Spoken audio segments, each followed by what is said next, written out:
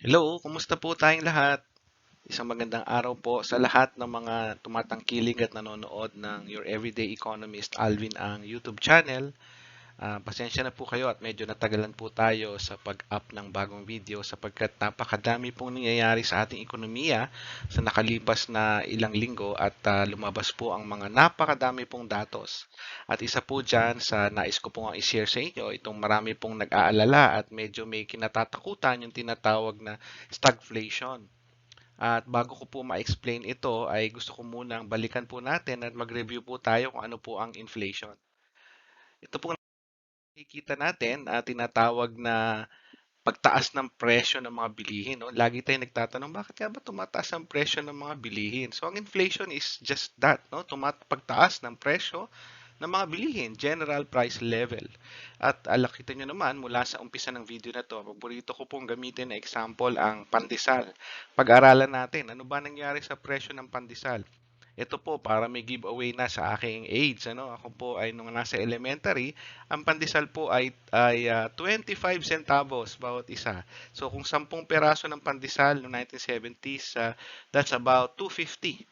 No? Pagkatapos nung ako ay nag elementary high school, umabot po na siya ng 50 cents bawat isa. Kaya ang 10 peraso ay 5 piso. Pagkatapos naging piso, kaya 10 pesos. Pagkatapos naging 150, kaya naging 15 pesos. No? Nakikita nyo rin, nag-iiba na yung itsura ng pera natin. No? Pagdating nung year 2010 onwards, naging 2 pesos na. At itong huli, sa aking pagkakaalam, ay 350 ng isa, kaya 35 pesos na ang 10 peraso ng pandesal. So, patuloy pong pagtaas ng presyo, ngunit yung produkto ay yung pa rin. No? Well, sa ibang paraan, sabi nga nila, hindi nga nila pataas yung presyo, pinaliliit naman nila yung size. Pero in effect, ang gusto nating makita ay tumataas talaga ang presyo ng bilihin. Dalawa po ang kadahilanan dyan. Unang-una, tumataas po ang income ng mga tao. Okay? At iba, gumaganda ang kita ng mga kumpanya. Kaya kung tutuusin, kung tumataas ang presyo ng mabilihin at sumasabay naman ang ating kita ng mga kumpanya at ng mga tao, ito po ay hindi naman necessarily bad. Ano po? Kasi ito naman po ay senyales. Ang mga presyo po, prices are signals. No? Binibigyan po niya ng signals ang mga gumagawa, yung mga nagpo-produce na pag tumataas ang presyo, nag-iinganyo po sila mag-produce. At sa atin naman na mga mamimili, pagka tumataas ang presyo, hindi tayo bumibili. So, kung normal supply and demand, matetemper po ang pagtaas ng presyo. Ang challenge po natin is kapag ito ay humigit ang pagtaas niya kaysa sa normal na pagtaas, no? Yung tinatawag na runaway na siya, no? Hindi na po siya normal. So meron pong normal range of inflation. Mamaya i-discuss ko po 'yan. Kaya ano na po yung tinatawag na pinanggagalingan ng inflation na medyo mas mataas kaysa sa normal. Yun po yung unang-una, yung tinatawag na more money in the hands of people. Kapag tayo po ay mas maraming pera kaysa sa mga produkto at serbisyo na ating kayang bilhin. Paano po nangyayari yan? No? Katulad kapag Pasko, kasi meron po mga bonuses at may extra pera po mga tao, marami po silang pwedeng bilhin. At dahil po na halos lahat ay may pambili, at hindi naman po lahat ng pwedeng bilhin ay available, so nangyayari ay tumataas po yung mga presyo. Okay, dahil mas mataas ang demand kaysa sa supply. Okay, normal po na occurrence yun. However, kapag ka ito ay patuloy na nangyayari na mas madami pa rin, tapos na halimbawa ang Pasko, pero marataas pa rin ang demand kaysa sa supply, hindi nakakasabay ang mga produksyon, mangyayari tumataas po ng mas mahigit pa sa expectation ang inflation. So ito po ay hindi healthy sapagkat nangyayari po ay yung perang umiikot ay mas madami na kaysa sa product and service na ibinebenta. O, isa pong pagpapatunay yan, no? For example, na kailangan yan ay naka-align ang pagtaas ng mga income ng mga tao dapat naka-align sa pag-increase din ng kapasidad ng ekonomiya. Hindi po pwedeng increase lang tayo ng mga kita, ng sweldo kung hindi po yan equivalent sa kapasidad ng ekonomiya. Yan po kasi ang nagdadala sa tinatawag na monetary or demand pull inflation. Yung isa namang inflation ang tinatawag diyan ay tinatawag na supply side or cost push, no? Cost ang nagpataas dahil po yung mga nagpo-produce nilo nagkakaroon po sila ng epekto sa kanila yung pagtaas ng kanilang mga value chain, no? For example, yung kailangan nilang pakain mga animals, for example, or farm implements sa mga farmers o doon sa mga naman na production manufacturer, yung kanilang raw materials tumaas. Okay, so marami pong dahilan yan. Unang-una, dahil by nature, no?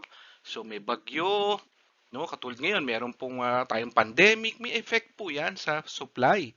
No, kasi hindi normally makadaloy ng maayos. Minsan may tinatawag din policy weakness o ibig sabihin hindi akma yung mga ginagawang pulisiya ng pamahalaan. Malamang luma na siya, kailangan na i-update. So for example, yung naggawa tayo ng rice tarification or halimbawa nagkaroon tayo ng price control. So depende po yan sa sitwasyon. So hindi po necessarily mali yung mga yan. May timing po kasi minsan kailangan i-adjust, no?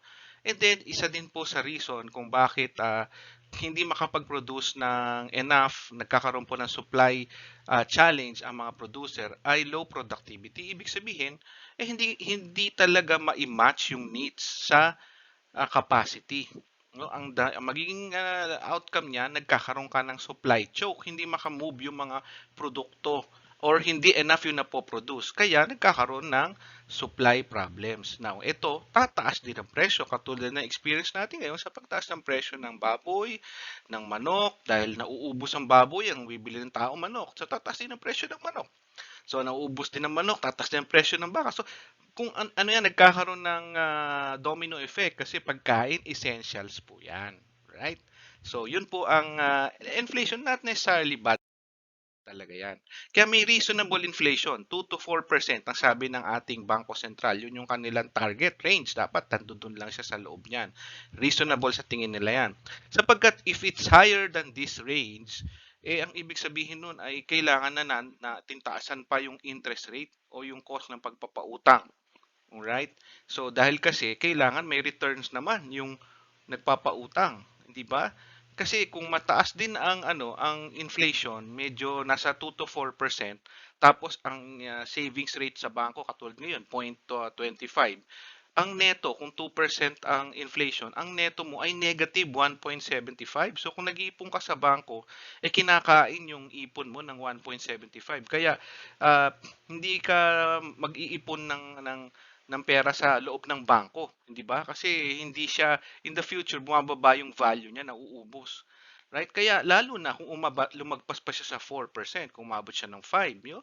So ibig sabihin talagang uh, hindi na reasonable na mag-save ka kung mataas ang inflation, no? Kasi ang equivalent na mangyayari diyan ay mapipilitan ng gobyerno na pataasan ng rates. Now, pagka medyo may konting increase sa presyo, kahit hindi yung within 2 to 4%, yan ay encouragement din sa producers, no?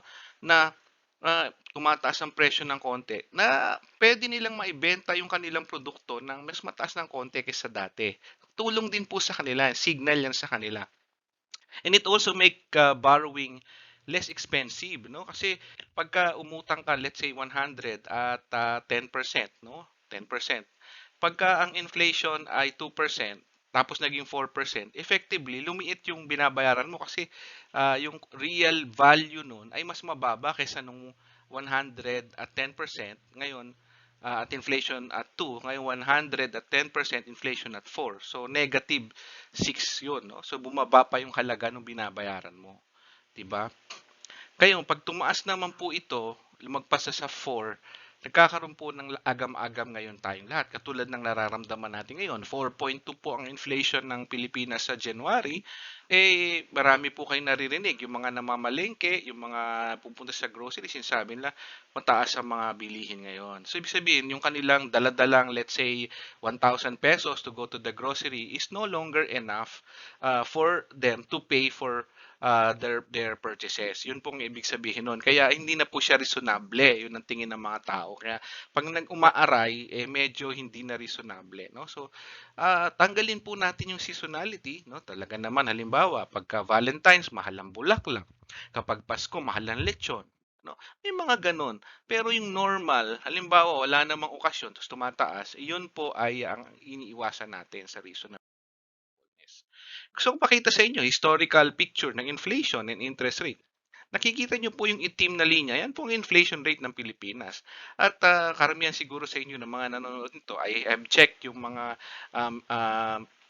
age group ng nanonood ng mga videos natin. Karamihan ng age is between 25 to 40, no? So hindi nyo inabot tong inflation na 60%, more than 60% nung mid-1980s nung nagkaroon tayong tinatawag na political and economic crisis na sabay, no? So napakataas po ng inflation na 'yon. At naulit lang po ang mataas na inflation after that was sometime in January 2008 to January 2009 nagkaroon tayo ng rice crisis. Pero after that, hindi na po tayo nag-double digit, ano? Kaya kung tutuusin, yung inflation natin mataas pero hindi siya double digits, no? Hindi po siya yung nakatakot na kapareho ng mga panahon na to, 60%. Nakita nyo ang interest rate nun ay hinila rin pataas. Lahat po nagtaasan. Yun po ang naging epekto niyan. Okay? Ano naman po yung tinatawag na stagflation, no? Ano po yung stagflation? Kasi ngayon alam na natin yung inflation, ito namang stagflation. Gusto kong makita natin, ano? Ano bang ginagawa ng stagflation? Ha?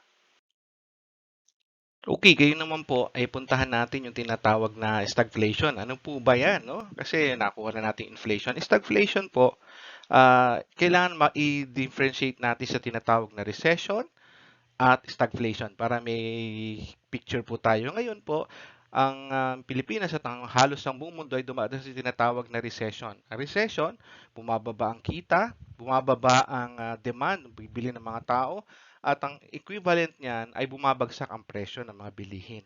Yan po ang nangyari sa stagflation.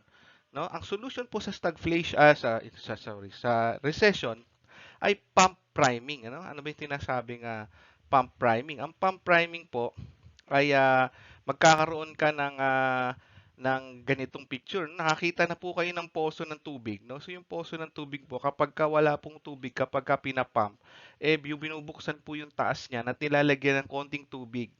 Yun po ang pump priming. Ganun po ang ginagawa ng pamahalaan.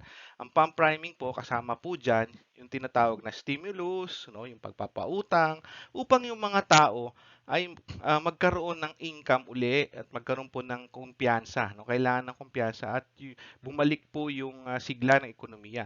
Yung prices, kapag bumabagsak po siya, katulad ng sabi ko kanina, yung konting pag-increase ng presyo ay incentive po yan sa producers to produce more. Ngunit kung ang presyo po ay bumababa, lalo po silang mawawalan ng kumpiyansa mag-produce kasi bumababa na, wala pang pambili mga tao, kukunti ang bibili. No, yun po ang challenge doon. At yun po ay masosolve kung magkakaroon ng confidence sa mga tao. So katulad ng hinaharap natin ngayon, kumpiyansa po ang kailangan. However, there is this challenge nga, sinasabi, stagflation. Bakit ang Pilipinas, yung ibang bansa, bumababa ang presyo, tayo tumataas ang presyo, parang iba yata ito. No, yun nga yun ang tinatawag na stagflation. Tumataas yung mga nawalan ng trabaho, bumababa ang income, bumababa yung demand, tapos tumataas ang presyo, parang mas matindi pa ang naging package nito kaysa sa recession, no? So yun nga po, ayaw natin mangyari ito sapagkat ito ay napakahirap po sa ating pamahalaan kung ano po ang gagawin nilang pag-adjust, no? Anong cambio, atras ba, abante ba, yun po. Okay? Napakita ko po sa inyo isang chart ngayon kung saan titignan natin kailan huling nagkaroon ng sort of stagflation sa Pilipinas. At makikita niyo po dito, again, yung po yung period na 1984 to 86, no, kung saan nagkaroon po tayo ng very high inflation, mataas din po yung mga pautang, bagsak po ang ekonomiya. Stagflation po yan, no? Talagang medyo natagalan bago tayo nakabawi. May mga episode na nangyari uli pero hindi ganun kalalaki, no? Meron tayong mga recession noong 1991, noong 1998, no? Pero hindi na po nangyari 'yon. Kaya sa aking pananaw, Ah, hindi mangyayari basta-basta pero posible. Kasi para mangyari pong stagflation, dapat ang inflation natin at least double digit, no? Pero parang hindi naman mangyayari yan basta-basta, no? Kaya lamang may warning, no? Pwedeng mangyari yan kung yung mga kumpanya ay hindi uutang, walang bagong trabahong may create. Kung ang supply ng mga essentials natin like pagkain ay magpapatuloy na ganito, hirap tayong mag-supply. Okay? Ang magiging epekto po niyan, ang central bank ay mapipilitang itaas ang interest rates na ngayon ay nasa all-time low at 2% yung pagpapahiram ng ating ng central bank. No? At yung ating treasury bills, yung pagpautang ng pamahalaan sa atin, mababa rin. Sapagkat kung mataas ang inflation, mapipilitan po yung BSP na itaas po yung interest rate. At pag mataas po ng interest rate, ang ibig sabihin niyan ay domino effect. Nakita niyo yung chart kanina, sumusunod lang yung inflation sa mga interest rates eh. In fact, nauuna actually yung inflation, sumusunod yung mga interest rate. Kung mataas ang inflation, susunod yung interest rate, tataas. At pag mataas ang interest rate, tataas po yung borrowing cost. So yung gobyerno umuutang sa atin, mapipilitan silang taas yung bayarin nila, ganun din yung mga kumpanya. Eh lalo na ngayon na gusto natin magkumpiyansa, magpautang sila at magnegosyo, lalo silang medyo ma-off mag-business, ano? At ito rin po ang epekto niya, possible niya magawa, i-reverse po niya yung gains ng mga nakumikita sa stock market ngayon, sa other instruments na dahil mababang interest lumalabas po sila. Subalit kapag nagtumaas po ang interest rate at lalo na yung mga government securities dahil ito po ay risk-free, no? Kahit anong mangyari, mababalik ang pera mo, eh mas pupunta po doon yung mga tao, magiging kampante sila na hold yung pera nila doon sapagkat lalaki po yung returns. Related po yan doon sa iba-ibang instrument like yung MP2 ng pag-ibig at yung mga iba pa na maglo-long term tuloy. Okay? So, ito po yung challenge natin sa stagflation. Wag po tayong mag-alala, pero kailangan alisto po tayo. Malaman po natin yung magiging galaw ng ating Bangko Sentral kung tataasan nilang interest rate or i-maintain lang nila. Pero kung ito nga ay hindi po maayos agad ng ating Department of Agriculture, Department of Trade, magkakaroon po tayo ng domino effect sapagkat ang pagkain, hindi po bukas may supply ka kaagad. Ano? Kasi hindi naman po yung tinanim ay tubo agad. May 3 buwan bago mag-produce. Ganon din po ang mga animals, pinalalaki. Ilang araw, 2 buwan, 3 buwan. So that means, ang challenge po natin, kailan po maibabalik yung supply na yan. So sa madaling salita, 2 to 3 months, medyo mataas po ang food supply choke natin, kaya maaaring mataas ang presyo ng bilihin. Kailangan muna tayo ngayong mag-angkat sa abroad para ma-solve po yan. Sa pagtatapos ko po, lagi ko pong ginagamit ang salita ng Diyos, may invitasyon po sa atin. Sabi po ng Panginoon sa Isaiah 55:1, "Come all of you who are thirsty, come to the waters, and you have no money, come buy and eat. Come buy wine and milk without money, without cost." So, wag po tayong mag-focus lang sa mga ilalahanin ngayon. Alahanin natin na meron pong Diyos na willing po tayong bigyan ng supply. Unahin po niya yung ating spiritual supply and then all the rest will follow. So with that, I'd like to thank all of you again at sa muli, magkita ulit tayo sa another episode ng Your Everyday Economist. Alvin Nang, at tandaan po natin, enjoy God first and you will enjoy everything God has given you. God bless!